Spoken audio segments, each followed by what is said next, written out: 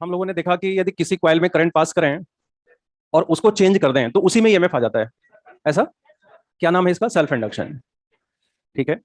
और जो self induction होगा उसमें हमने फ्लक्स लिखना देखा कि करंट को छोड़कर बाकी कांस्टेंट रहा तो फ्लक्स हो गया एल इंटू आई। एल यदि आप अच्छे से समझते हैं, हमने कई क्वेश्चंस में करके भी दिखाया, तो फ्लक्स लिखने के फार्मूले में आई छोड़ दिया जाए, the rest constant is capital L. इसको निकालना भी देखा, निकालना भी सीखा हमने।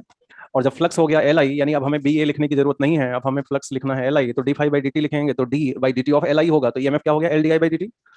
स्टोर्ड एनर्जी बताइए कॉइल में, मैग्नेटिक एनर्जी डेंसिटी का फार्मूला बोलिए। ये ठीक है। लास्ट में हमने एक लाइन और देखा कि जो सोलोनाइड का सेल्फ इंडक्टेंस होता है, वो क्वेश्चंस करते समय तो ठीक है, मैं mu zero N E square A by L consider कर लेंगे, बट सही बात तो ये है कि थोड़ा कम होता है। थोड़ा कम क्यों होता है? क्योंकि हमने हर टर्न में सेम फ्लक्स लिखा है, सेम बी ए, अगले टर्न का बी ए, जबकि किनारे बी की वैल्यू कम है। तो फिर आपने तो ज्यादा ले लिया, फिर इसका मतलब ज्यादा ले लिया तो ज्यादा फ्लक्स आ गया, ज्यादा फ्लक्स आ गया तो ज्यादा एल आया। यानी करेक्ट मान तो करेक्ट वैल्यू जो होनी चाहिए वो थोड़ी कम होनी चाहिए। ऑलराइट, क्वेश्चन लिखिए। Self inductance of a coil, self inductance of a coil is 5 millihenry. Self inductance of a coil is 5 millihenry, 5 millihenry, and current is I is equal to 2 plus 4t ampere. Current कितना पास हो रही है? 2 plus 4t ampere. Full stop.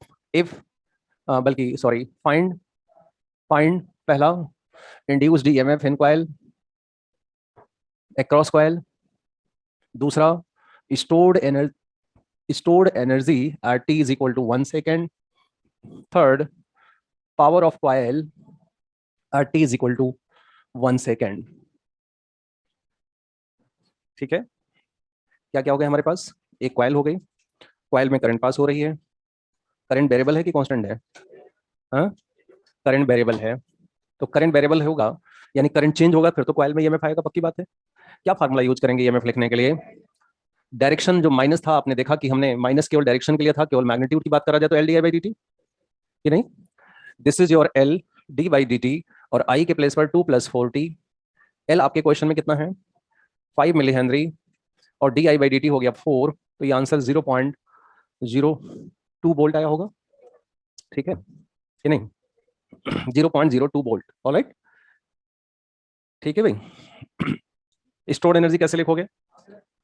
Half L I square, coil में stored energy half L I square, this is 1/2 L, और I के place पर 2 plus 4t, और इसका हो गया स्क्वायर।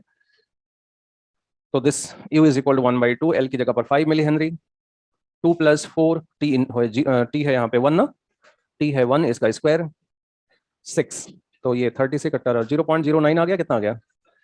0.09 जूल। अच्छा, कल जो होमवर्क रहा होगा वो शायद प्रीवियस ही रहा होगा ना, कल कोई अलग से थोड़ी दिया था। थर्ड और फोर्थ एक्सरसाइज वाले क्वेश्चंस दिए थे। हो गया क्या क्वेश्चंस? कुछ पूछना होगा तो लास्ट में बता देना क्लास में। पूछना है क्या किसी को? होगा तो लास्ट में बता देना क्लास में। थर्ड थर्ड वन, पावर कैसे आया यहाँ कॉइल में? पावर कैसे आया? क्योंकि कॉइल अपने आप में एक बैटरी जैसा है, बैटरी।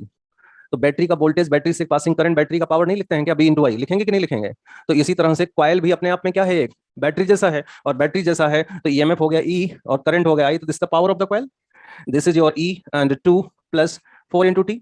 हालांकि ईएमएफ यहाँ पे कांस्टेंट है, नहीं तो हम ईएमएफ की वैल्यू भी टी की उसी वैल्यू पर लिखते। तो ईएमएफ हो गया 0.02, और 2 प्लस 4t की जगह पर 1, तो ये कितना आ गया? 0.12 वॉट। ये सही है? ठीक। नेक्स्ट लिखिए अगला question. Inductance of a coil, inductance of a coil is 5 millihenry. Inductance of a coil is 5 millihenry, and current is I is equal to I naught sin omega t. I is equal to I naught sin omega t, where I naught is equal to 2 ampere, omega 100 radian per second. Omega 100 radian per second. Find induced EMF in coil. Find induced EMF in coil when current is half of peak value. Half of peak value. Current peak value का जब half रहा होगा तब हमें answer देना है। Peak value समझते हैं? Maximum value. Peak value means maximum value. तो find induced EMF in coil when current is half of the peak value. When मतलब टाइम ना, आप जानते हैं जो कॉइल में करंट पास हो रही है वो वेरिएबल है। कॉइल में जो करंट पास हो रही है, आप ध्यान से देखिए, तो करंट पास जो हो रही है वो वेरिएबल है, टाइम डिपेंडेंट है। और टाइम डिपेंडेंट होगा तो ईएमएफ प्रोडक्शन होगा। जो ईएमएफ आएगा वो भी टाइम के टर्म में आएगा। आप चाहें तो पहले ईएमएफ ही निकाल के देख लीजिए, जब जरूरत पड़ेगी तब देखा जाएगा कि क्या जरूरत है। तो ईएमएफ की वैल्यू हो जाएगी minus L D I by D T, और ये हो जाएगा आपका L D by D T I naught sine omega T. So this is your L I naught omega cos omega T. तो आपने देखा कि जो ईएमएफ है is a function of time. आप टाइम बताओगे तभी ईएमएफ आएगा, अलग अलग टाइम पर अलग अलग आंसर आएगा। तो हमें कब जवाब देना है? व्हेन करंट इज, व्हेन मतलब टाइम यहां से निकलेगा।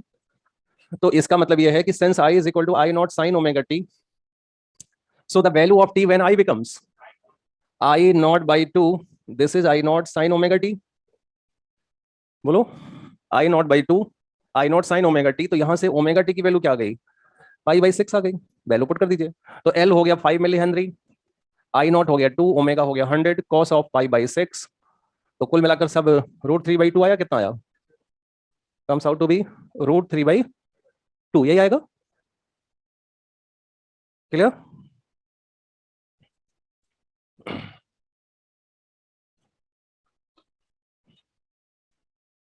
There is a solenoid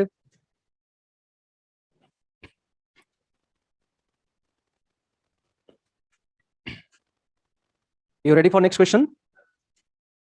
next question लिखेंगे आप लोग। There is a solenoid of length 1 metre, of length 1 metre, area of cross section, area of cross section 0.5 centimetre square, area of cross section 0.5 centimetre square, number of turns 100, number of turns 100, and current 2 ampere, and current 2 ampere, and current 2 ampere, full stop. It consists of ferromagnetic core,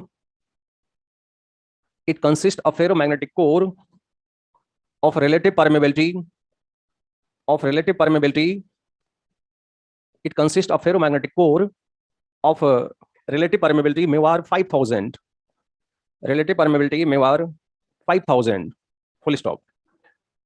If direction of current, if direction of current, if direction of current is reversed in 0.1 second, if direction of current is reversed in 0.1 second, find average EMF produced across it.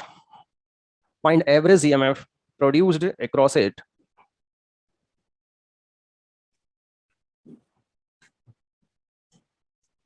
Average EMF produced across it. L पता है कि नहीं इसका?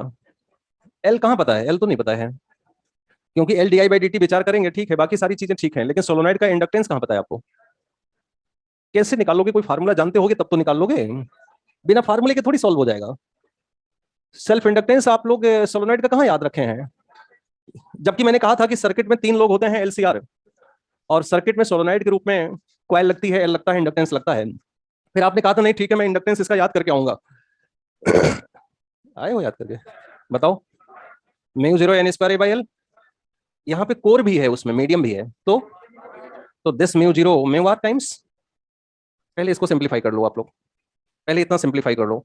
4 pi into 10⁻⁻7 μr 5000, capital N का मतलब 100 का square, area यानी 0.5 multiplied by power -4, length है 1। इसको सिंप्लीफाई करके बताओ पहले। 3.14 इंटू कितना? -3, 3 आ रहा है, कुछ और आ रहा है? एक बार चेक कर लें सभी बच्चे। 4 उधर कैंसिल हो गया, 3 की 4, पावर कितना? हाँ 5 दूना 10, ठीक है 3 ही आएगा, 3 ही आएगा, ठीक है, यही आ रहा है ना? अच्छा, पहले आपके वायर में कितनी करंट है? कॉइल में 2 एम्पेयर। रिवर्स करोगे तो उसको -2 माना जाएगा। एक्चुअली इस चैप्टर में फ्लक्स के लिंकेज का मतलब है उल्टा है, यदि इधर की मैग्नेटिक फील्ड इधर होगी तो फ्लक्स चेंज माना जाता है, तो इसलिए उसको माइनस लिखना जरूरी है। करंट की डायरेक्शन रिवर्स हुई मतलब मैग्नेटिक फ्लक्स का डायरेक्शन रिवर्स हुआ, तो इसको सच में डेल्टा आई माना जाएगा इसको, ठीक है ना? रिवर्स मतलब माइनस। तो चेंज ऑफ करंट कितना आया?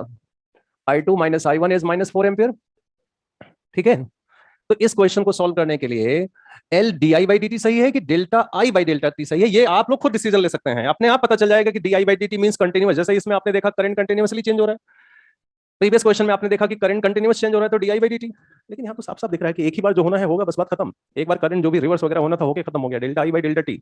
और डेफिनेट टाइम इंटरवल भी गिवन है आपके क्वेश्चन में, टाइम इंटरवल भी डेफिनेट है, करंट चेंज भी डेफिनेट है, तो डेल्टा सही है ना। एल की वैल्यू बताना, इंटू 10⁻³ डेल्टा आई की वैल्यू है 4 मैग्नीट्यूड के हिसाब से देखें, और टाइम कितना था 0.1। तो इस तरह से इसको सिंप्लीफाई कर लीजिए, 12.56 बोलो तो सही, 10 पावर कितना -2, यही आ रहा है क्या? ये ठीक है, ये डिस्कशन ठीक है, ओके।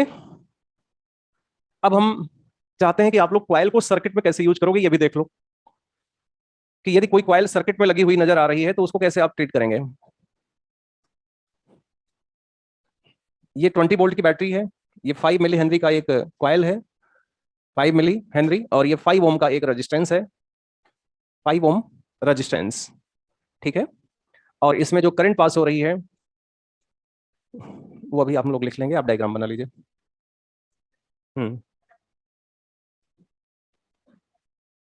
ये जैसे ये सोलोनॉइड है, सपोज करंट की डायरेक्शन ऐसी रही होगी तो मैग्नेटिक फील्ड मान लो इधर होगा तो फ्लक्स इधर होगा।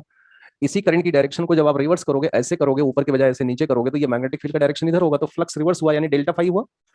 तो वही मैं कह रहा हूँ कि अब आप चाहे तो फ्लक्स मेथड से करें, लेकिन यदि आप एल निकाल चुके हैं, आप इस एल के मेथड से नहीं करना चाहते तो कैसे कर लेते? पहले फ्लक्स लिख लेते हैं एनबीए, और बाद में क्या लिख लेते हैं -NBA, क्योंकि क्वेश्चन में एरिया वेक्टर एक ही बार डिसाइड होगा। लेट्स सपोज एरिया वेक्टर इधर है, तो बाद में क्या हो जाएगा, मैग्नेटिक फील्ड रिवर्स होगी लेकिन एरिया वेक्टर वहीं पड़ा रहेगा। तो एक बार फ्लक्स पॉजिटिव होगा तो दूसरी बार क्या होगा, नेगेटिव होगा, तो फ्लक्स चेंज ट्वाइस आया ना फिर। तो उसी चीज को आप चाहे फ्लक्स से करें, और चाहे हमारा मन था कि एक्चुअली एल भी निकालना आना चाहिए, एक बार फार्मूला भी देख लेते, तो इसलिए मैंने पहले एल निकाला। अदरवाइज आप डायरेक्टली फ्लक्स निकाल के करें, क्या दिक्कत है, डायरेक्टली फ्लक्स सोल्व करें, ठीक है। आप फ्लक्स के क्वेश्चन से डायरेक्टली कर सकते थे, ये ठीक है भाई। एट सर्टेन इंस्टेंट, अगला question, at certain instant, at certain instant the current in given part of circuit, the current in given part of circuit is 3 ampere, current in given part of circuit is 3 ampere, and decreasing at the rate of decreasing at the rate of 10 power 3 ampere per second, decreasing at the rate of 10 raised to power 3 ampere per second. Find BV minus BA at this instant. Find BV minus BA at this instant. आप चाहें तो diagram फिर से बना लें, original question पड़ा रहने दीजिए चाहे तो ये B हो गया, ये A हो गया, ये 5 ओम, ये 20 वोल्ट, ये 5 मिली हेनरी। अब आप बताओ A से B तक का वोल्टेज लिखना है, ये तो तय हो गया कि हमें A से B तक लिखना है। तो A से B तक वोल्टेज कहां मिलेगा आपको दिख नहीं रहा है क्या? इसमें कोई रटने वाली बातें हैं, हर चीज नहीं रटी जाती है। एक बार ढंग से चैप्टर्स को सीख लो, सीखते समय सीख लो, चैप्टर को प्रिपेयर करते समय प्रैक्टिस कर लो घर पर, क्लास में अच्छे से सीख लिया, वो चैप्टर हमारे साथ जुड़ जाता है, हमारी सोच में आ जाता है, नॉलेज बन जाता है, इसी को नॉलेज कहते हैं, ज्ञान हो गया हमें। तो आप बताओ करंट कितना आया, सही आंसर है, करंट की डायरेक्शन ये रही, ये 3 एम्पियर है।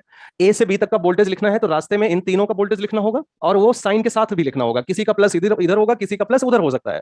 एक एक करके फैसला लेते हुए आगे बढ़िए। इस रेजिस्टेंस में करंट इधर है, प्लस कहां बनेगा, पहले की बाद में, रेजिस्टेंस में हायर से लोअर, बैटरी का minus plus already clear.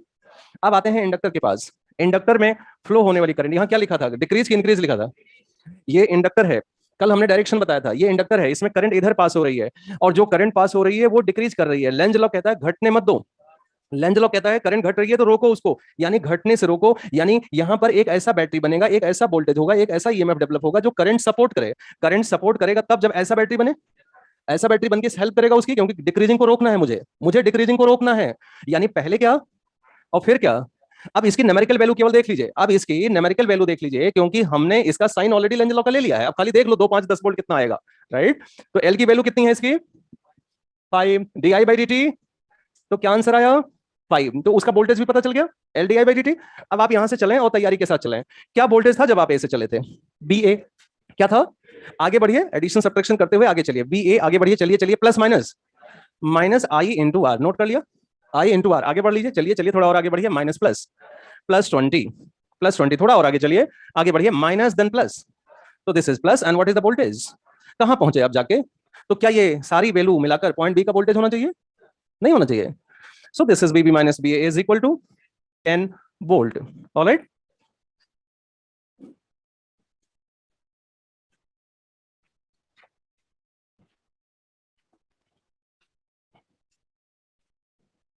Vineet ये आप 0 क्यों बता रहे हैं जब 10 आ रहा है? 1 लगता है टाइपिंग में छूट गया है ना? ठीक है, कोई बात नहीं। हाँ जी, देखो, बड़े आराम से देखो कि आपको वोल्टेज लिखना है तो रास्ते में जहां जहां वोल्टेज है वही तो देख के लिख देना है। किन्हीं दो पॉइंट के बीच, भाई आपसे कहा जाए कि इस इन फला फला दो पॉइंट्स के बीच का हाइट का अंतर बता दो। अब मान लो कोई हिली एरिया है और आप हिली एरिया है और आपको कहा जा रहा है इस पीक और इस पीक के बीच का हाइट का अंतर बताओ। अब आप डायरेक्टली यहां रख के नहीं नाप पा रहे हैं तो आपने क्या किया, यहां से पहले यहां नाप लिया, यहां से पहले फिर यहां नाप लिया, यहां से नाप के फिर ऐसे ऐसे भी तो कर सकते हैं ना, रास्ते में थोड़ा थोड़ा हाइट नापते हुए जा सकते हैं कि नहीं जा सकते हैं, तो हाइट का डिफरेंस आ गया। ऐसे दो पॉइंट के बीच का वोल्टेज का डिफरेंस क्या होगा, रास्ते में जितने लोग हैं उनके वोल्टेज लिख दिया, हो गया डिफरेंस। इसमें कहां रटना है, कहां याद करना है, कहां पढ़ना है, कहां रिवीजन करना है? हर चीज थोड़ी रिवीजन होती है, हर चीज थोड़ी बोलता है। हाँ जी भाई, तो ये आई थिंक क्लियर हो गया, हम आगे बढ़ लें। अगले डिस्कशन पे हम आ रहे हैं, म्यूचुअल इंडक्शन, आपस की बात है। अभी तक क्या था, सेल्फ इंडक्शन। अभी तक क्या था, स्वार्थी चल रहा था, अभी खुद की करंट खुद का ईएमएफ। अब जो है थोड़ा परोपकार कर लेते हैं, आपस की बात है, करंट एक जगह ईएमएफ दूसरे जगह। Point number first,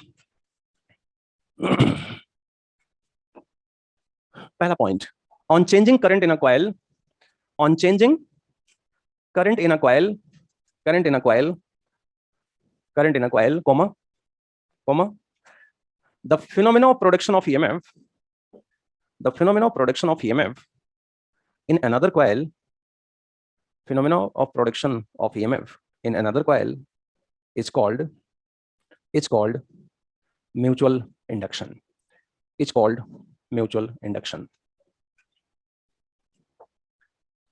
is called mutual induction। गजब का चैप्टर है, हर दिन हर हेडिंग में एक ही कॉन्सेप्ट, फ्लक्स चेंज डी∅dt। ऐसा सभी जगह नहीं होता है। आप इलेक्ट्रोस्टैटिक्स पढ़ते तो किसी दिन शायद पोटेंशियल पढ़ते, तो किसी दिन डाइपोल पढ़ रहे होते, तो किसी दिन कुछ, किसी दिन अलग चल रही होती, किसी दिन एनर्जी पढ़ रहे होते, किसी दिन फोर्स पढ़ रहे थे हम। इस चैप्टर में हेडिंग जरूर मैंने बदल दिया। और एक चीज और आपको बता दूं कि यदि ये आपके चैप्टर में म्यूचुअल इंडक्शन नामक टॉपिक नहीं भी होता तब भी आप क्वेश्चन कर रहे थे। कैसे कर रहे थे मैं आपको याद दिलाता हूं। क्या हम लोगों ने ऐसे क्वेश्चन नहीं किया कि करंट यहां चेंज करें और यहां ईएमएफ की वैल्यू बताएं? हमने ऐसे क्वेश्चंस नहीं किए कि करंट इसकी चेंज कर रहे हैं और ईएमएफ इसमें कितना होगा। ये क्वेश्चन किसका है, ये म्यूचुअल इंडक्शन का ही तो क्वेश्चन है कि करंट जिसका चेंज कर रहे थे, ईएमएफ हम दूसरे का पढ़ रहे थे। लेकिन अब म्यूचुअल इंडक्शन क्योंकि कॉन्सेप्ट है, फंडामेंटल है, म्यूचुअल इंडक्टेंस निकालने के लिए आता है, तो ठीक है भाई, आज आर्टिकल पढ़ लेते हैं। इस समय सपोज हमारे पास दो कॉइल है, this is your coil number 1, this is coil number 2। अब की बार हमने क्या किया, करंट इसमें पास किया, तो यहां करंट पास करेंगे तो क्या इस करंट कॉइल की मैग्नेटिक फील्ड वहां जा सकती है? ये मैग्नेटिक फील्ड B1 यहां पहुंचने लग गया। अब फ्लक्स आप किसका लिखने जा रहे हैं, 2 का। जब आप कॉइल 2 से फ्लक्स लिखेंगे तो एरिया तो 2 का ही रहेगा, लेकिन मैग्नेटिक फील्ड किसका होगा? अभी भी मुझे फ्लक्स से लिखना, ध्यान रखना, phi is equal to BA cos थीटा। तो इसका एरिया फिक्स है, मैग्नेटिक फील्ड लिखेंगे, ये डिस्टेंस फिक्स है, लेकिन आई चेंज करेंगे तो डिस्टेंस चेंज नहीं होगा, आई चेंज करेंगे इसका एरिया चेंज नहीं होगा। तो यानी फ्लक्स चेंज होने में रिस्पॉन्सिबिलिटी सिर्फ किसकी है, केवल और केवल आई की है। I1 चेंज होते ही फ्लक्स चेंज। यदि मैं फ्लक्स का फार्मूला लिखने बैठा होता तो मैं BA cos थीटा वगैरह लिखता कि नहीं, B1 A2 cos थीटा ये सब लिखता कि नहीं लिखता, ये फ्लक्स लिखता। और मैग्नेटिक फील्ड के फार्मूले में B1 is equal to I1 और तमाम चीजें होती। यहाँ सब कांस्टेंट ही आएगा, कुछ और आएगा। इसी कांस्टेंट का नाम है म्यूचुअल इंडक्शन, MI1। ये कांस्टेंट कोई आपको पहले बता दे तो फ्लक्स लिखना इजी हुआ कि डिफिकल्ट हो गया? मैं तो कहता हूँ आसान हो गया। अब तो यहाँ करंट बता दो, इसका फ्लक्स लिखना इज इक्वल टू MI, क्योंकि वो फ्लक्स लिखते समय जो कांस्टेंट आने वाले थे वो कांस्टेंट मैंने आपको पहले ही बता दिया कि भैया जब फ्लक्स लिखोगे यहाँ करंट पास करके इसका फ्लक्स लिखोगे तो ये कांस्टेंट आएंगे, ये लीजिए। तो वो कांस्टेंट आपको पहले ही पकड़ा दिया गया। कैपिटल M को क्या बोलते हैं, कोफिशिएंट ऑफ म्यूचुअल इंडक्शन, या सिर्फ म्यूचुअल इंडक्टेंस कह लेंगे, क्या कह लेंगे, म्यूचुअल इंडक्टेंस। तो फ्लक्स का फार्मूला आ गया M × I।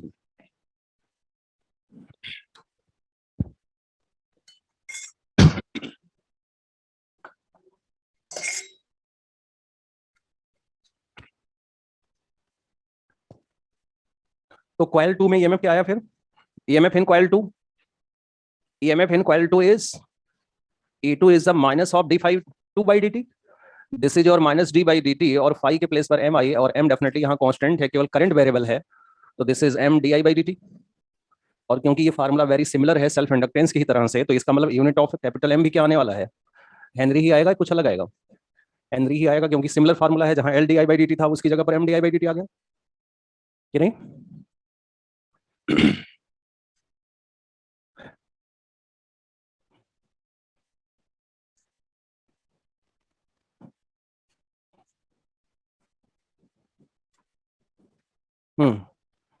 यदि आप करंट चेंज 1 का लिखते हैं तो ईएमएफ 2 में आएगा, और यदि यहाँ 2 लिखा होता तो यहाँ 1 का आएगा, उल्टा आएगा।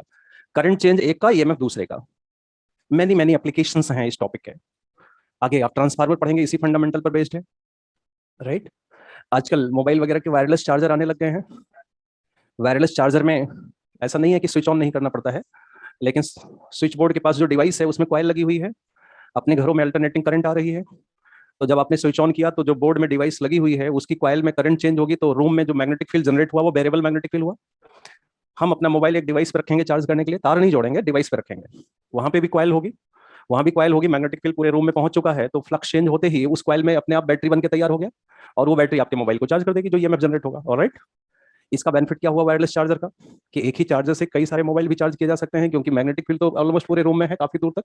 अब ऐसा नहीं है कि इनका रेंज बहुत ज्यादा नहीं होता है, ये नहीं कि आप मोबाइल जो बोर्ड है वहाँ घर पे हम ऑन कर रहे हैं और यहाँ बैठकर क्लासरूम में देखें चार्ज हो रहा है कि नहीं हो रहा है, इतना दूर उसका रेंज नहीं होता है, लेकिन जितना रेंज है उसके हिसाब से तो काम कर ही जाता है।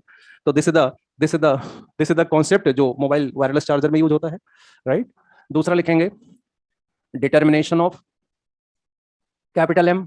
जिस तरह से आपने सेल्फ इंडक्टेंस निकालना सीखा, वैसे ही आपको म्यूचुअल इंडक्टेंस निकालना सीखना होगा, ठीक है?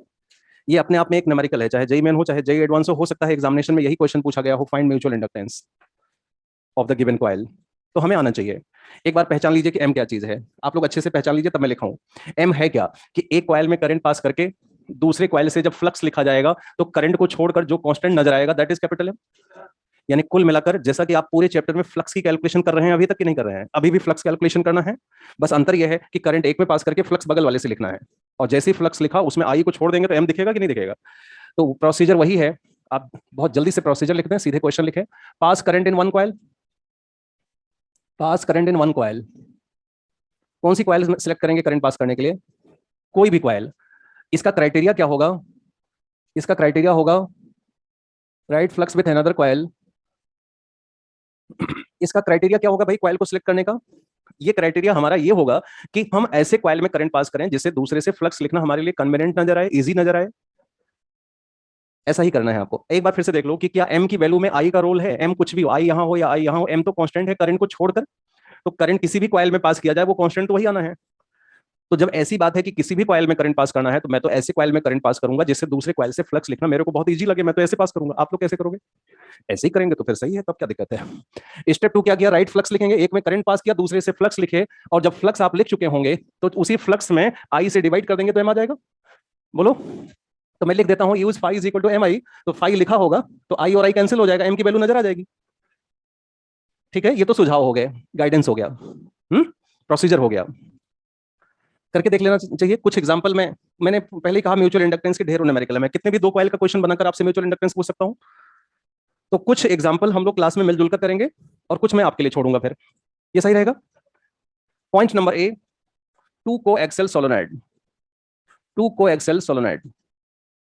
Point number first, two coaxial solenoid है हमारे पास, इसका म्यूचुअल इंडक्टेंस हमें पढ़ना है। तो ये हो गया सोलोनाइड नंबर 1। ज्यादा हो गया क्या? थोड़ा सा क्लियरिटी रहे इसलिए थोड़ा बड़ा बना दिया, ठीक है ना। ये हो गया आपका कॉइल नंबर 2। ऑलराइट, इसकी लेंथ आप लिख लेंगे L1 और इसकी लेंथ आप लिख लीजिए L2।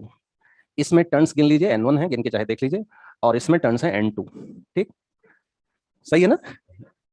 अच्छे से वेरीफाई कर लिया इसका मतलब आपने। ये N1 N2 क्या होगा बता सकते हैं?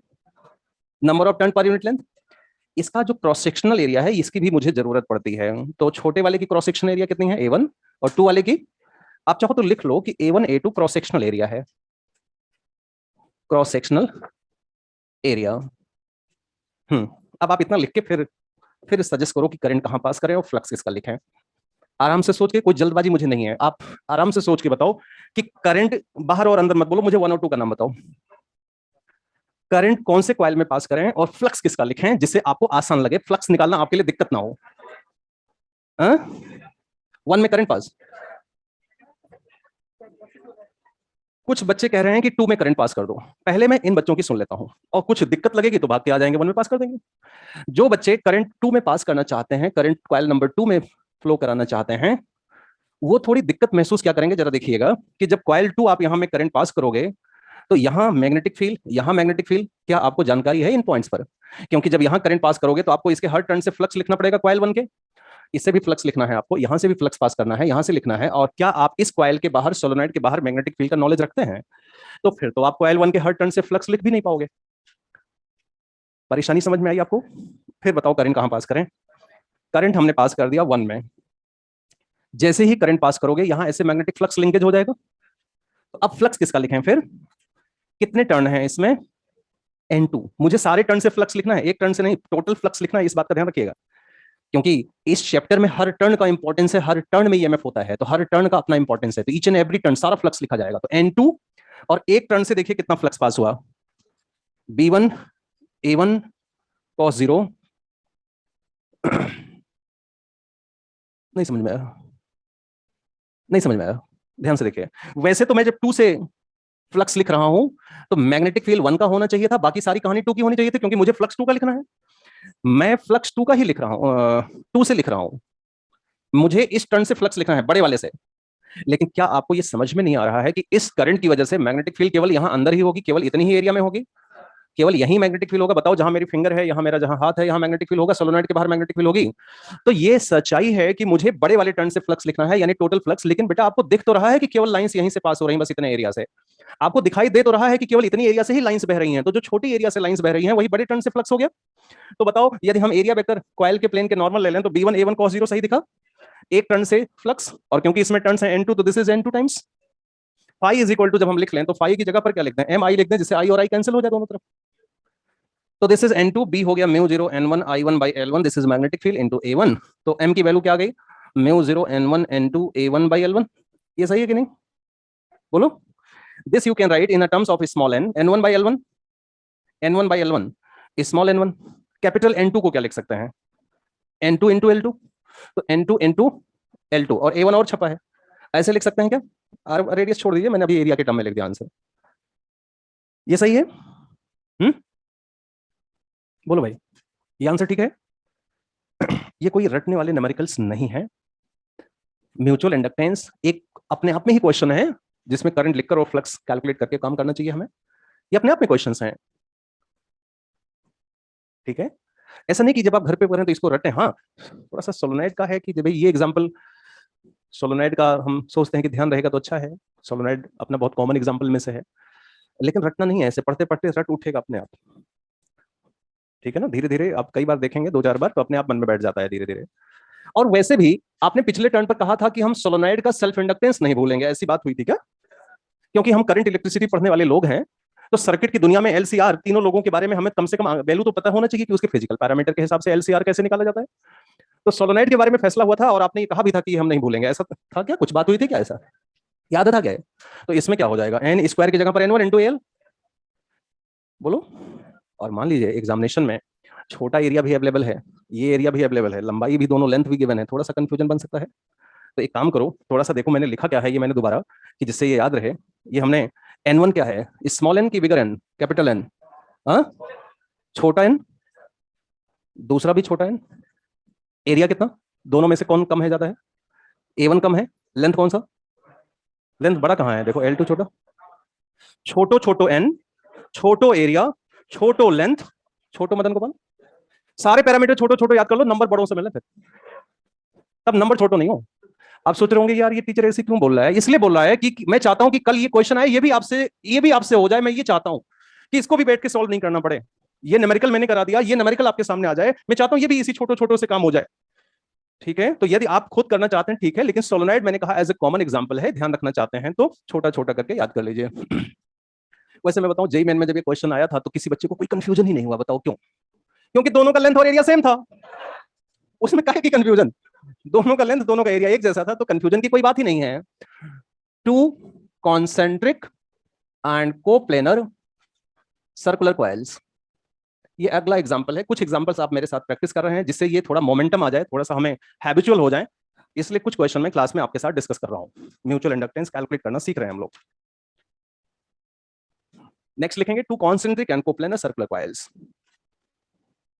इसकी बाहर वाले की रेडियस r1 बना ले, अंदर वाले की रेडियस r2। इसमें टर्न्स है n1, इसमें है n2। नीचे यहां लिख लेना r2 लेस r1। इसका फायदा उठाना है, सोच के आप बताइए, मुझे दोनों का लिखना है। म्यूचुअल इंडक्टेंस, करंट कहां पास करेंगे फैसला लीजिए आप। बिगर कि स्मॉलर, करंट कहां पास करें। आपकी बार तो शायद कोई कंफ्यूजन किसी को सच में नहीं होना चाहिए, क्योंकि यदि आपने गलती से यहां करंट पास कर दिया तो इस करंट की वजह से इन सभी पॉइंट्स पर मैग्नेटिक फील्ड डिफर कर जाएगी। तो बड़े कॉइल के हर एक पॉइंट से फ्लक्स लिखना आपके लिए मुश्किल हो जाएगा, भारी काम हो जाएगा। लेकिन यदि हम बाहरी कॉइल में करंट पास करते हैं तो इस करंट की वजह से इसके छोटे कॉइल के सेंटर पर मैग्नेटिक फील्ड आया B1। इसका बेनिफिट बोलिए, R2 लेस R1।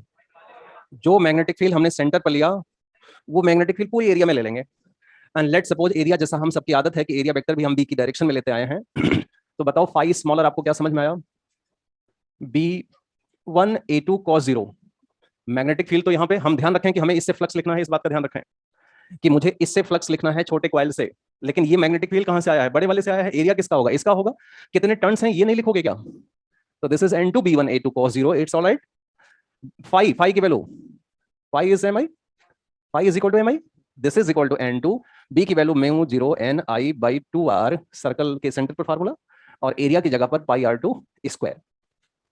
तो m की वैल्यू आ जाएगी म्यू 0 पाई n1 n2 r2 square upon 2r1। ये ठीक है, समझ गए आप लोग।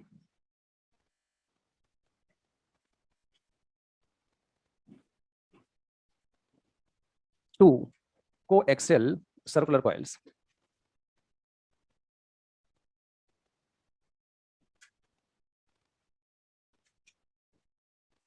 ये डिस्टेंस है x, इसका रेडियस है r1, इसका रेडियस है r2, इसमें नंबर ऑफ टर्न्स है n1, इसके नंबर ऑफ टर्न्स है n2। इस बात का दोबारा ध्यान रखना कि मेरा अभी भी क्वेश्चन है r2 लेस r1।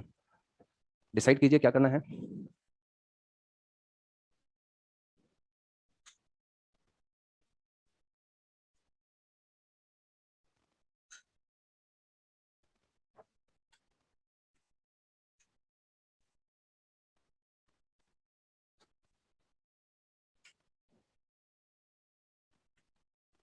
नहीं देवाशीष, नहीं, बिल्कुल नहीं।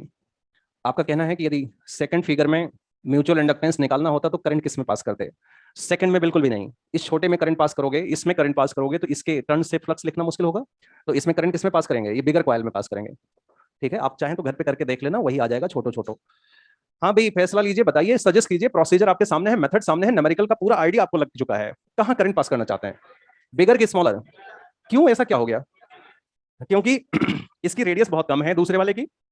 जो मैग्नेटिक फील्ड छोटे कॉइल के सेंटर पर होगा वो मैग्नेटिक फील्ड हर पॉइंट पर होगा, सेम वैल्यू आएगी मैग्नेटिक फील्ड की। तो डेफिनेटली हमें करंट कहां पास कर देना चाहिए, हमें करंट बिगर कॉइल में पास कर देना चाहिए। ये ठीक है, समझ गए कि नहीं। तो हमने करंट यहां पास कर दिया। तो जब हमने यहां करंट पास किया तो इसकी वजह से यहां मैग्नेटिक फील्ड ऐसे आएगी क्या। एरिया वेक्टर छोटे कॉइल का, area vector normal to plane, area vector बताओ नॉर्मल टू प्लेन। तो this is A2, this is A2। Phi की वैल्यू बताओ, phi 2 B1 A2 cos 0, turns भी हैं लेकिन N2। फाई की वैल्यू Mi1, फाई को Mi लिखोगे तभी तो आई हटेगा। N2 D। सर्कुलर कॉइल के एक्सिस पर ऐसे ही पुरानी चीजें रिवाइज होती रहती हैं, जहां जहां मौका मिले पुराने डिस्कशंस को उठा लेना चाहिए ऐसे। तो mu 0 Ni r² upon 2r² plus x² power 3/2। ये फार्मूला याद नहीं था कि भूल गया था। और A2 की वैल्यू बताओ, A2 पाई r²। समझ में आ रहा है।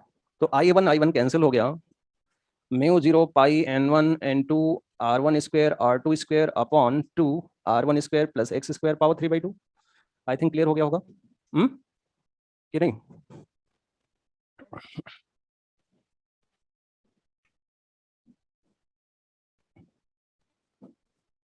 अब कुछ क्वेश्चंस तो आपने मेरे साथ कर लिया है। 2-3 एग्जांपल करके हमने लगा कि एक मोमेंटम तो आ गया होगा, एक आइडिया लग गया होगा, जिसमें मुझे लगता है खाली वो टू कोएक्सियल सोलेनॉइड में टेक्निकल था, बाकी कहीं टेक्निकल नहीं है। वहां टेक्निकल क्यों था, क्योंकि फ्लक्स हम 2 का लिख रहे थे लेकिन एरिया 2 का नहीं लिखना पड़ा, केवल एरिया 1 का ही लिखना पड़ा, तो वहां गलती के चांसेस थे। लेकिन बाकी आप किसी भी एग्जाम्पल में मिस्टेक होने के कोई चांस नहीं पाएंगे। ठीक है, तो कुछ एग्जाम्पल आपके लिए छोड़े फिर। ये एग्जाम्पल मैं यहीं लिख देता हूं, और कितनी लाइन छोड़ना है आप देख ही सकते हैं। एक लाइन फ्लक्स लिखना है, दूसरा लाइन एम आई लिखना है, तीसरे लाइन में ही आंसर आता है। हर लाइन यदि दो दो तीन तीन लाइन खर्च होती है तो 6-7 लाइन छोड़कर हम अगला होमवर्क लिख सकते हैं। तो ये है to concentric and coplanar square loop. ये डायग्राम आप बना लीजिए, 5-7 लाइन छोड़ देना।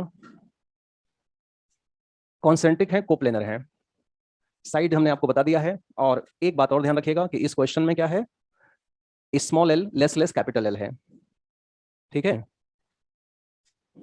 इस क्वेश्चन में और इस क्वेश्चन में क्या डिफरेंस आएगा, वहां मैग्नेटिक फील्ड सर्कल का लिखा गया है, स्क्वायर लूप के सेंटर पे मैग्नेटिक फील्ड लिखना नहीं आता क्या आपको? कैसे लिखोगे, एक साइड का लिख के 4 से मल्टीप्लाई नहीं कर पाओगे? मैंने भाई आपको रेक्टेंगल स्क्वायर कितने क्वेश्चन तमाम सारे डिस्कशन किए हैं। आंसर मैं लिख देता हूं, मैच कर लेना, आपको आ जाएगा मतलब।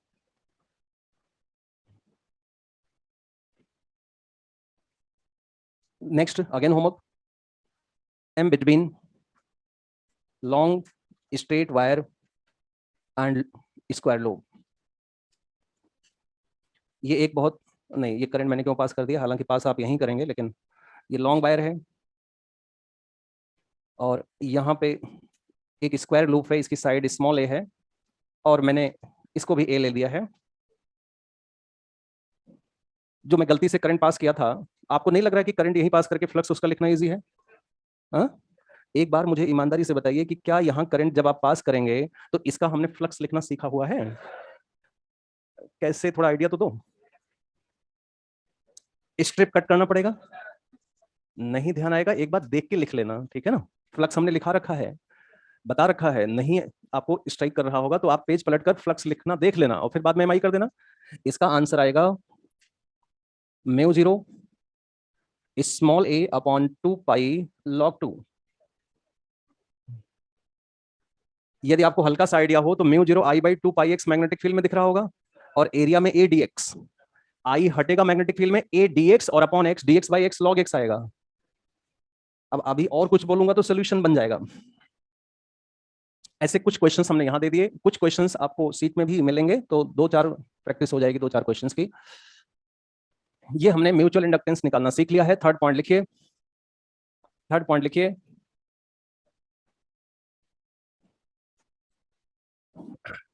Capital M depends on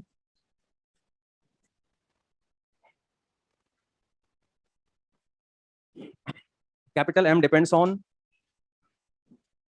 size of coils. में क्या दिक्कत है आपको, साइज छोटा बड़ा होगा तो एम और एरिया वगैरह नहीं चेंज होगा क्या?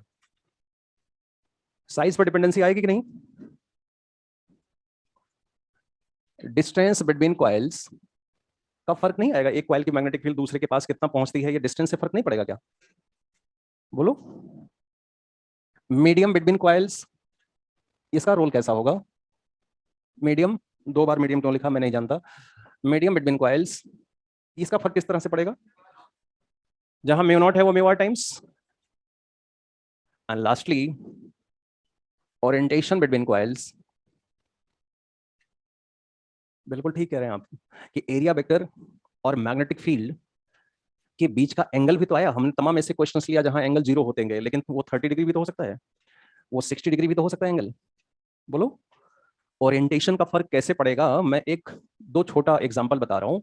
ये है केस 1 और एक है केस 2।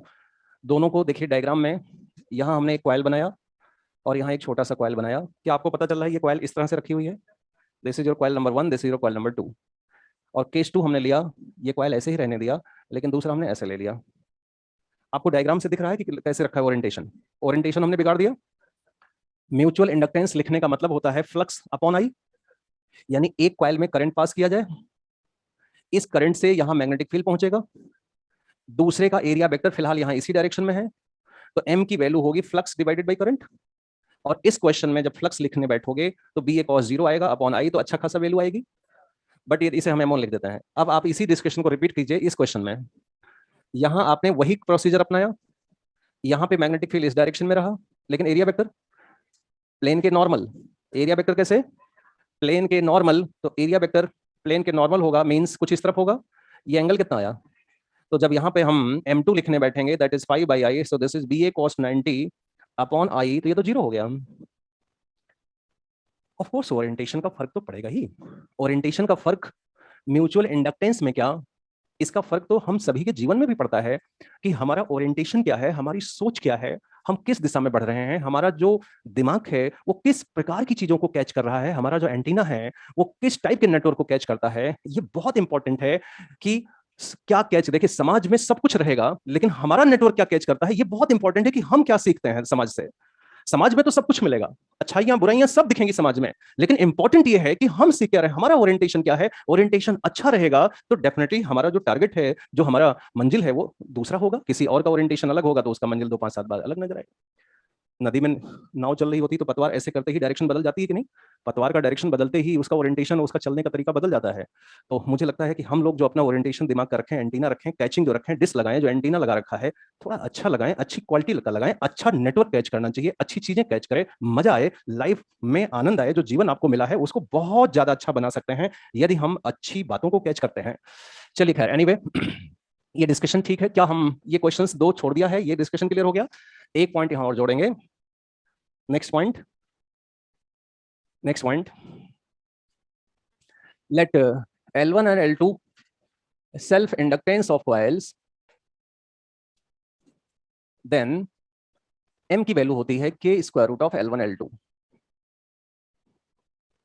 m की वैल्यू आएगी k square root of L1 L2। इसमें हमने थोड़ा कम मेहनत करके डायरेक्ट आंसर लिखा है और मुझे लगता है आपको समझ में भी आएगा। अभी हमने 2 सोलोनाइड का कैपिटल M निकाल के बता दिया आपको। दोनों सोलोनाइड का अलग अलग L भी तो निकाल सकते थे आप दोनों सोलोनाइड का अलग अलग L लिख दो और M में रिलेट करोगे, ऐसा ही आंसर आएगा, ऐसा ही दिखेगा। आप तो यूनिट की नजर से देख लो, यूनिट दोनों का सेम है तो यहाँ प्रोडक्ट है तो स्क्वायर तो आएगा ही आएगा, इसमें कोई दो राय नहीं है। हाँ, ये के क्यों आ रहा है, के को बोलते हैं, राइट डाउन, कपलिंग कोफिशिएंट। के इज कॉल्ड कपलिंग कोफिशिएंट। इसका मीनिंग होता है कि एक कॉइल से, जैसे मैं आपको बताऊं, यहां अच्छी कपलिंग माना जाएगा क्योंकि फ्लक्स लिंकेज बेहतर है। फ्लक्स लिंकेज जितना बेहतर, कपलिंग उतना अच्छा। यहां कपलिंग कोफिशिएंट 0 है, इसको हम बोलते हैं फॉर टाइट कपलिंग के की वैल्यू आप लिखेंगे 1 और ऐसे कंडीशन में एम कितना आएगा। ये आपको हो सकता है एग्जामिनेशन में टाइट कपलिंग ना लिखा रहे और ना के की वैल्यू लिखी रहे, कैसा एग्जांपल लिखा रहेगा कि आपके 1 समझ बैठेंगे। देखिए, यदि आपके क्वेश्चन में लिखा है कि एक सोलोनॉइड के ऊपर दूसरा सोलोनॉइड टाइटली रैप किया हुआ है, बहुत टाइटली लपेटा गया है, तो क्या आपको नहीं समझ में आ रहा है कि 100% फ्लक्स लिंकेज होगा, एक का जितना होगा दूसरे का भी उतना होगा। This is K1, 100% flux linkage. Alright, for loose coupling, for loose coupling K is equal to 0, M is equal to 0। एक एग्जांपल आपके सामने है, कोई कपलिंग नहीं है, ऐसा नहीं कि एक कॉइल में करंट पास करेंगे वो चेंज करेंगे तो अगले में ईएमएफ आ ही जाएगा, ऐसा कहां हुआ यहाँ पे, यहाँ तो नहीं होगा। फ्लक्स लिंकेज होगा नहीं, आप कुछ भी कर लो, होगा क्या फ्लक्स लिंकेज, बिल्कुल भी नहीं। आप 1 मिनट रुकिए, मैं पहले इसका एग्जांपल बता दूं। एक एग्जांपल आपके सामने है जिसकी M की वैल्यू 0 है, दूसरा एग्जांपल ये रहा आपके सामने। क्या यहाँ करंट पास करेंगे तो सोलोनॉइड के बाहर मैग्नेटिक फील्ड जाएगी, यहाँ फ्लक्स लिंकेज होगा, नहीं होगा, तो इसको कौन सी कैटेगरी मानेंगे। लूज कपलिंग हम देख के पता कर लेंगे, टाइट कपलिंग हम देख के पता कर लेंगे, लेकिन फ्लक्स लिंकेज 70% है, 80% है, 60% है, ये हम देख के नहीं पता करेंगे। ऐसे में न्यूमेरिकल में क्वेश्चंस में गिवन रहेगा कि the coupling coefficient between the coil is this much. तो आपकी बात क्लियर हो गई। एक पॉइंट और है जो बड़े ही काम का पॉइंट है, बहुत ही यूजफुल रिलेशन है, बहुत ही यूजफुल पॉइंट है। If current in coil 1 is I, तो फ्लक्स फ्रॉम कॉइल 2 क्या होगा, phi2 इज इक्वल टू, क्या m इंटू आई सही रहे कि नहीं। आपको म्यूचुअल इंडक्टेंस गिवन है सपोज, तो करंट गिवन है तो फ्लक्स लिखना तो बहुत आसान है, फिर तो करना क्या है, m इंटू आई बस। यहां करंट आई है तो दूसरे में फ्लक्स mi नहीं। If current in coil 2 is I, flux from coil 1 क्या होगा। हुँ? फिर भी वही आंसर रहेगा कि चेंज हो जाएगा, बोलो भाई, सेम आंसर की चेंज। अरे म्यूचुअल इंडक्टेंस का मतलब कि दोनों कॉइल के बीच में फ्लक्स लिखते समय जो कांस्टेंट आएगा वो वैल्यू आपको दे दिया गया है क्या, m। तो आई पास किया गया यहाँ पे, तो अगले का फ्लक्स कितना होगा, केवल m, जो कांस्टेंट है वो तो पहले से पता है, इंटू आई। एक में करंट पास किया तो दूसरे से m इंटू आई। क्या डिसीजन लिया आपने, क्या कॉन्क्लूड किया, आप बता सकते हैं।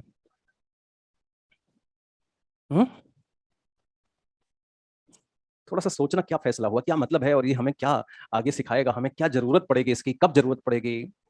इससे क्या सीखा आपने कि किसी भी कॉइल में करंट पास करें, अगले का फ्लक्स वही होगा।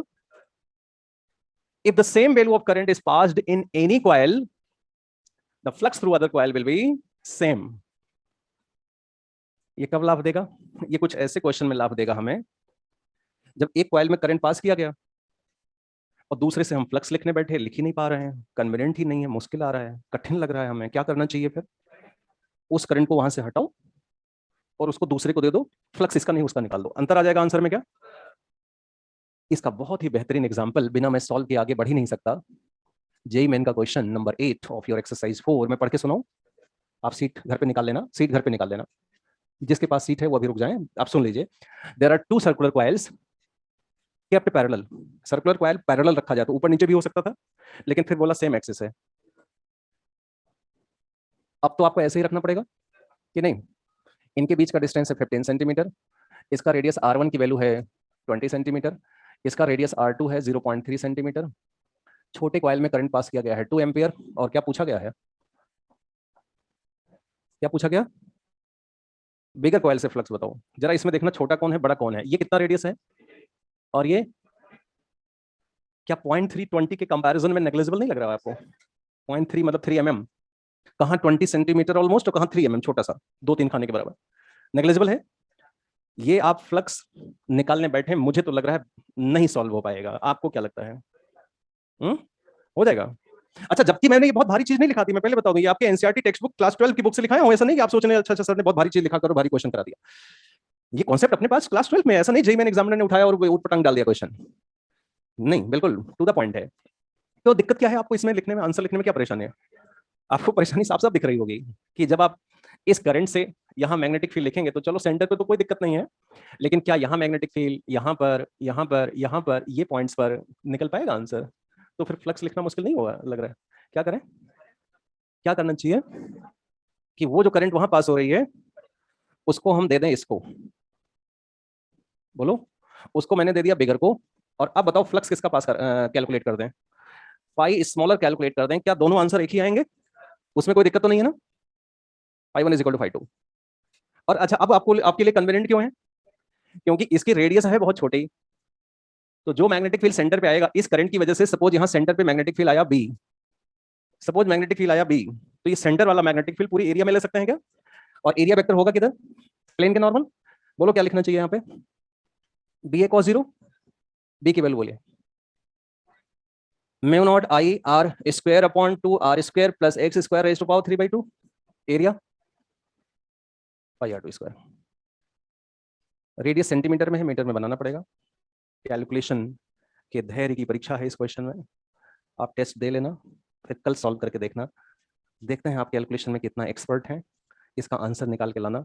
ये कॉपी में 2 महीने बाद ऐसे ही ना पड़ा रह जाए कि जो होमवर्क छपा था खाली जगह वैसे ही बचा रहा। और हाँ, इतना डिफिकल्ट नहीं लग रहा है मुझे, देखो इधर देखो, ये 20 है, ये 20 है तो 20 का स्क्वायर x है 15, 225, 400, 625, उसका स्क्वायर रूट 25, कुछ तो ठीक ठाक दिख रहा है, ऐसा भी नहीं कि इतना बहुत मुश्किल है, लेकिन इजी भी नहीं है।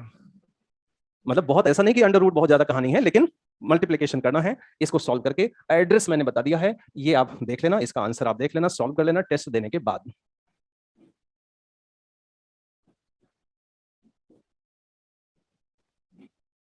टेस्ट में ईडी करंट के पहले तक का डिस्कशन आएगा, मोशनल ईएमएफ तक आएगा, मोशनल ईएमएफ तक। नेक्स्ट क्वेश्चन लिखें, up to motional EMF test में है, eddy current, induce electric field, self induction, ये सब अगले टेस्ट में रहेंगे।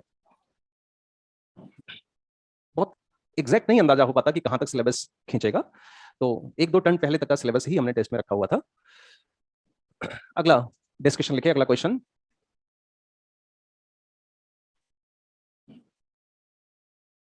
Mutual inductance between two coil is, mutual inductance between two coil is, mutual inductance between two coil is 5 millihenry, 5 millihenry, and full stop. If current in one coil is given as, if current in one coil is given as, if current in one coil is given as I is equal to I naught sin omega t, I naught 2 ampere, omega 100 radian per second, find find peak value of EMF in another coil. Find peak value of EMF in another coil. In another coil. तो ये तो formula सा लग रहा है, छोटा सा question है, मुझे लगता है इसको आप फिनिश करें। म्यूचुअल इंडक्टेंस गिवन है और एक कॉइल में करंट पास करेंगे तो अगले में ईएमएफ तो आएगा। क्या फार्मूला यूज कर सकते हैं आप? एक कॉइल में करंट चेंज हो रही है, दिख रहा है, साइन फंक्शन है, टाइम के हिसाब से बदल रही है, तो अगले में ईएमएफ आएगा। क्या फार्मूला लिख सकते हैं?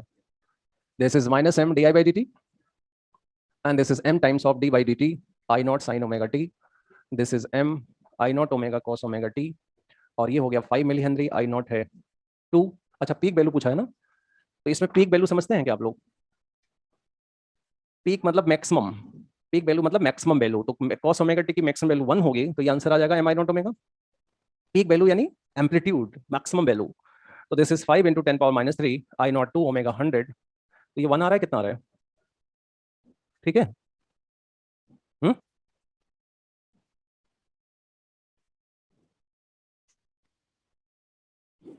Next question.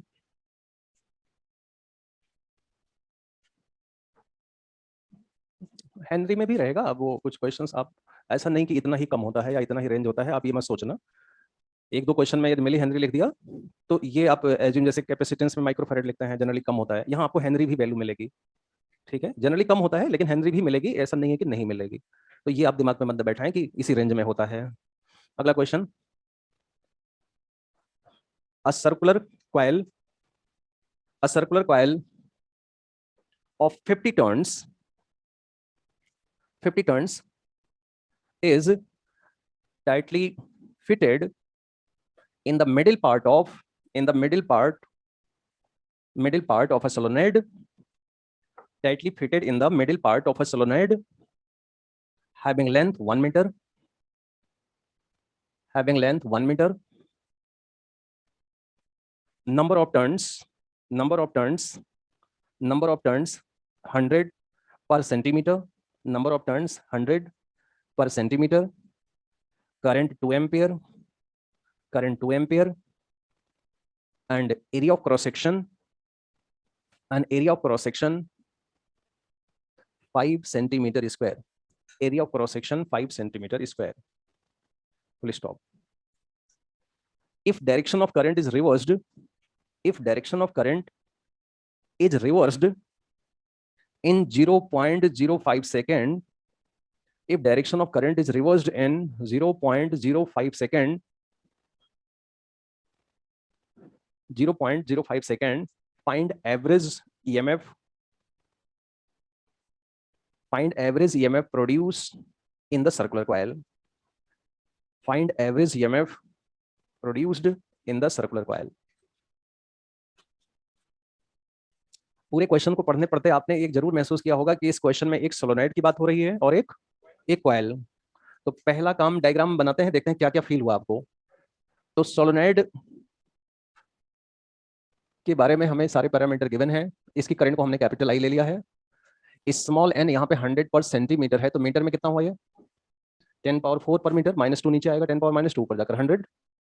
Area of cross section कितना है इसका 5 सेंटीमीटर स्क्वायर, तो 5 × 10⁻4 मीटर स्क्वायर। ये हो गया सोलोनॉइड के बारे में। अब बताओ सर्कुलर कॉइल को क्या कर रखा है आपने, जैसे फिंगर में हम यहाँ रिंग फिट करते हैं वैसे सोलोनॉइड के अंदर ले जाकर सर्कुलर कॉइल को इसके मिडिल पार्ट में यहीं फिट कर रखा है, ऐसे। ये समझ में आ रहा है आपको? ऐसे मिडिल पार्ट में फिट कर रखा है, इसके टर्न्स, और क्योंकि टाइटली फिट कर रखा है तो सर्कल की एरिया कितना माने टाइटली फिटेड लिखा हुआ है, तो क्या मतलब हुआ, जो सोलोनॉइड का एरिया यानी नया कुछ नहीं है। इस क्वेश्चन को मैं आपको दो मेथड से बताता हूं। पहला मेथड तो ये कि आपको म्यूचुअल इंडक्टेंस याद आ रहा हो। यदि आपको म्यूचुअल इंडक्टेंस याद आ रहा हो तो μ0 n1 n2 a/l, एरिया दोनों की सेम है। लेंथ यदि आपको याद हो तो मैग्नेटिक फील्ड सोलोनॉइड का फार्मूला जब लिखा जाता है तो इसका लेंथ आता है। और यहाँ यदि n1/l की बात किया जाए तो ये स्मॉल n हो जाएगा, और n2 यहाँ कितना हो जाएगा n2 कैपिटल N, और ये a, ये हो जाएगा mutual inductance. n1/l is a small n, this is one method. और इसको आप चाहे सॉल्व कर लें बैठकर, तो ये m की वैल्यू हो गई, स्मॉल n हो गया 10⁻4, कैपिटल N हो गया कितना था 50, और एरिया कितना था 10⁻⁻4, तो ये कितना हो गया 25 और 100, पाई इंटू कितना 25 और 100,000 -4 कितना, बोलो तो सही, ये सही है। और ये पहले ये कैलकुलेशन वेरीफाई करो, ये ठीक है। हाँ 3 क्यों 25 और 400। हाँ वेरी सॉरी, बिल्कुल ठीक है। वोल्टेज लिखने का मन बहुत तेजी से था, इसीलिए शायद दिमाग ने वोल्टेज का आदेश दिया लिखने का, लेकिन ये तो हेनरी ही रहा। करंट शुरू में कितनी है, रिवर्स किया तो डेल्टा आई -4 एम्पियर, तो ईएमएफ की वैल्यू एम डी आई या डेल्टा आई, पहले बताओ। डी आई डेल्टा आई, तो एम की वैल्यू हो गया पाई इंटू 10⁻⁻⁴ इंटू 4 और ये 0.05 ना, तो कितना आया ये फिर 5 8 जा 8 पाई इंटू 10⁻³ वोल्ट आ रहा है, क्या आ रहा है भाई 80 आया नहीं, ये ठीक है, बोलो फाइनल बोलो। ये मेथड मुझे लगता है रट्टाफिकेशन मेथड हो गया, जो हम उतना अच्छा नहीं मानते, जिसमें म्यूचुअल इंडक्टेंस याद करने जैसी सिचुएशन दिमाग में बैठाना पड़ा। तो एक बार दोबारा सुनिए, क्या ऐसा पहली बार थोड़े ना हुआ है कि एक कॉइल की करंट चेंज किया जाए तो दूसरे में ईएमएफ, बताओ ये पहली बार है क्या, ये पहला क्वेश्चन नहीं है, ये पहला क्वेश्चन है क्या कि एक कॉइल में करंट चेंज करें तो बगल वाले कॉइल या दूसरे कॉइल में ईएमएफ निकालो, नहीं, बहुत सारे क्वेश्चन करते हैं सीधे सीधे Faraday law delta phi by delta T phi by D किया जाए, कर सकते हैं क्या। यदि आप ऐसा सोचते हैं तो यहां करंट पास किया तो मैग्नेटिक फील्ड ऐसे लिंकेज होगा, से the area vector is along this, तो इनिशियल फ्लक्स निकाल लेते किससे, कॉइल से, सर्कुलर कॉइल, सर्कुलर कॉइल पर ध्यान लगाइए, आपका ध्यान किधर है, तो बी ए कॉस 0, और यदि आप टोटल फ्लक्स अभी लिख देना चाहते हैं तो एन बी ए, फिर लेकिन बाद में N D phi by D T मत करना, बाद में केवल D phi by D T करना, क्योंकि सारे टर्म्स आपने अभी लिख दिए हैं। अब बताओ करंट की डायरेक्शन रिवर्स करने से क्या होगा, करंट की डायरेक्शन रिवर्स किया तो एरिया वेक्टर थोड़े ना चेंज हो जाएगा, एरिया वेक्टर एक क्वेश्चन में एक बार डिसाइड होता है, लेकिन करंट आपने उल्टा कर दिया, तो मैग्नेटिक फील्ड उधर के बजाय इधर हो जाएगा, तो फाइनल फ्लक्स बताओ क्या हुआ, एन बी ए कॉस 180, सही है। तो बताओ ईएमएफ की value minus delta phi by delta T से डायरेक्टली सॉल्व कर सकते थे कि नहीं, आप चेक करके देख लेना, दोनों एक ही बात है, एक ही आंसर आएगा, और मुझे ये ज्यादा इजी लग रहा है क्योंकि यहाँ कोई रट्टाफिकेशन नहीं है। क्या कहते हैं आप लोग, बोलो जल्दी, होमवर्क में लिखा दे रहा हूँ, आप टेस्ट देने के बाद कर लेना, क्योंकि आज का जो लेक्चर है टॉपिक है ये टेस्ट में नहीं है, टेस्ट के बाद आप कर लेना। लिखने का मतलब है कि अभी तक के टॉपिक पर बेस्ड जो क्वेश्चंस हैं वो हम यहाँ तक बता देते हैं आपको। एक्सरसाइज 1 11 12 14 11 12 14 20 then 20 and 38 39 38 सॉरी मैं गलत लिख दिया 39। एक्सरसाइज 2 में 12 13 अच्छे क्वेश्चंस हैं, कोशिश कीजिएगा, नहीं होगा फिर देखा जाएगा, लेकिन बहुत मजेदार क्वेश्चन है, मस्त क्वेश्चन है, बढ़िया अच्छा लगेगा। एक्सरसाइज 3 क्वेश्चन नंबर 5 6 7 का की करेक्शन होगा, -7 वोल्ट आंसर आएगा, की करेक्शन लिख लीजिए, उसमें 7 गिवन है जबकि करेक्ट आंसर है 7 8 क्वेश्चन नंबर 8 और 13। एक्सरसाइज 4 6 मैंने आपको पहले ही बता रखा है, 5 6 8 मैंने बता ही दिया कि इसको आपको करना है, और एक क्वेश्चन जो जरूर आपको करना है, इसको तो बिना किए लौटे ही नहीं आप, आईआईटी लिखा हुआ छुपा देना, म्यूचुअल इंडक्टेंस का एक न्यूमेरिकल है ये, इसको जरूर आपको करना है। ठीक है भाई, नेक्स्ट टर्न आगे। कैपेसिटर में सर्किट से क्वेश्चन आएंगे, सर्किट के आगे से आएंगे, मतलब कॉम्बिनेशन ऑफ कैपेसिटर के आगे से आपको देखना है, ईएमआई में ईडी करंट के पहले तक, मैग्नेटिक फील्ड पूरा, लेक्चर एंड कर रहा हूं।